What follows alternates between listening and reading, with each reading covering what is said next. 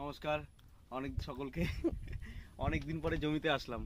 তো এই হচ্ছে আমাদের জমির মধ্যে ছোট্ট একটি ফার্ম হাউস, তো না কুড়ে হাউস।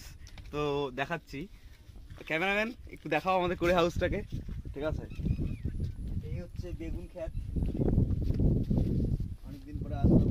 বেগুন গাছের অবস্থা ভালো না, এখন প্রায় বেগুন শেষ হয়ে গেছে, তো আবার চাপান দেওয়া হয়েছে।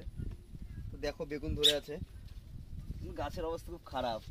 বেগুন নিতেই আসলাম সত্যি বলতে, অনেকদিন পরে এসেছি। তো দেখো এই ভিউ চারদিকে, ওই যে দূরে একটা কাকতাড়ুয়া দেখা যাচ্ছে। বা কাল বৃষ্টি হয়েছে, তো জমিতে জল লেগে আছে। মনে হচ্ছে আকাশের অবস্থা আজকেও খারাপ, হয়তো আবার বৃষ্টি আসবে। এই পাশের ভিউটা একটু দেখাও। এই পাশে চারদিকে শুধু ধান খেত আর ধান খেত।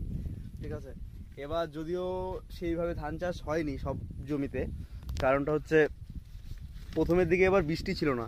আর এইসব হচ্ছে মাঠের উঁচু জমি, তো যেই কারণে আর কি এই ফাঁকা জমিগুলো ফাঁকা রয়েছে। জলের অভাবে লোক ধান চাষ করতে পারেনি সেইভাবে। তো ঠিক আছে, দেখা হচ্ছে সামনের আরও ভিডিওতে।